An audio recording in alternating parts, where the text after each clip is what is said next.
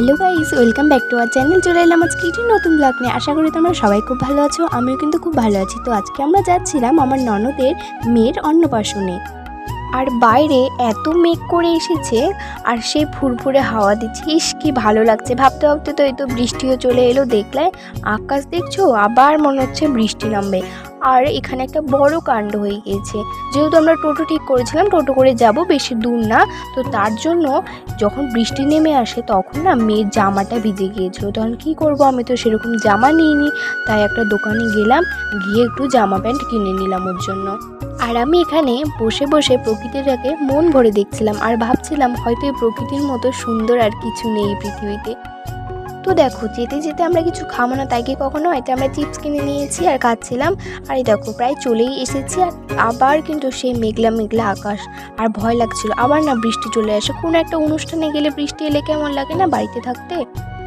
এসেই আমি আমার এই ভাগ্নিটাকে আলু সিদ্ধ করতে শুরু করলাম। কি কাঁদছে, কারও কোলে যাবে না। আর দেখো একটা জিনিস লক্ষ্য করবে, অন্নপ্রাশনের দিন কিন্তু বাচ্চারা কাঁদবেই, কান্না করবেই।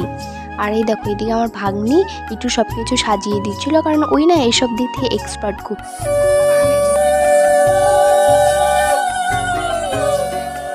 তো আজকে এই সোনাটার মুখে ভাত, তো দেখো মুখে ভাত দেওয়া হচ্ছে এখানে। এই তো ইস রে, কান্না শুরু করে দিল। মুখটা দেখে এত মায়া লাগছিল, এত লোকজন, গরম, এইদিকে এখানে ভোগ দিচ্ছে মুখে, আরও কান্না শুরু করে দিয়েছে। ইস, দেখে এত খারাপ লাগছে, কিন্তু কী করবো, মুখে তো ভাত দিতে হবেই, এটা একটু কান্না করবে স্বাভাবিক। আমার ছোটো মেয়ে যখন একদম ছোট ছিল অন্নপ্রাশনের সময়, তখন ওরকমই কান্না করছিল।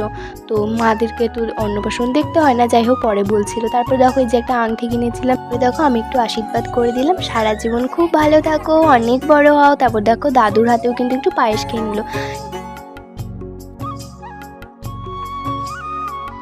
দেখছো, বলতে বলতে আবার সেই কাণ্ড, বৃষ্টি নেমে পড়েছে। একটু ছাদে এলাম, ভাবলাম একটু রিলস বানাই। ছাদে এসে দেখছো কি অবস্থা, আবার বৃষ্টি নেমে পড়লো।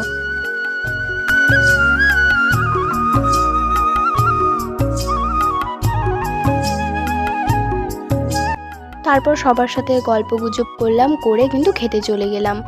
অনেক খিদে পেয়ে গেছে, অনেকক্ষণ ধরে বসে আছি। তো চলো এবার দেখি কী কী মেনু আছে আমাদের। প্রথমে কিন্তু আমাদেরকে স্যালাড দিয়ে দিল।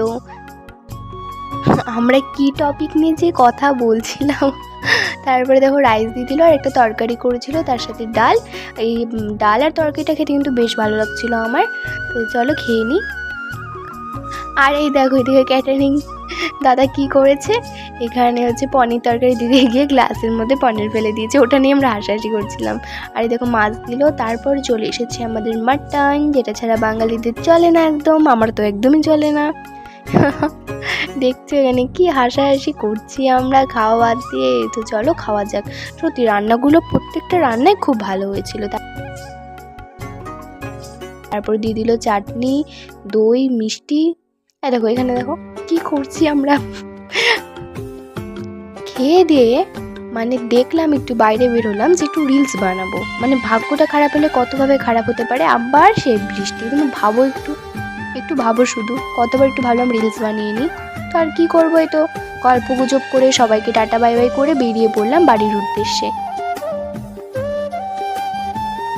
আর যাওয়ার পথেই না একটা লোকনাথ বাবার মন্দির পড়েছিল, তো ভাবলাম যাই একটু পা হাত পা ধুয়ে এখানে একটু প্রণাম করিনি। এতবার এসেছি, মনটা না খুব মানে টান ছিল, ওই দিন যাই একটু প্রণাম করিনি, তার জন্য কিন্তু একটু প্রণাম করে নিলাম। এই দেখো রাস্তায় যেতে যেতে আমাদের আবার চা খেতে ইচ্ছে করছে। চাটা কিন্তু বেশ গরম ছিল, কিন্তু টেস্টি ছিল। আর তোমাদের কার কার ভালো লাগে এরকম রাস্তার ধারে দাঁড়িয়ে চা খেতে? আমার তো বেশ ভালো লাগে, চাতে মানা নেই, চা এত ভালো লাগে। তো আজকের ভিডিওটা এই পর্যন্ত। ভালো লাগলে অবশ্যই লাইক কমেন্ট শেয়ার সাবস্ক্রাইব করতে ভুলবে না। ফেসবুক থেকে দেখে থাকলে পেজটাকে অবশ্যই ফলো করে দিয়েছিও। আজকের মতো টাটা।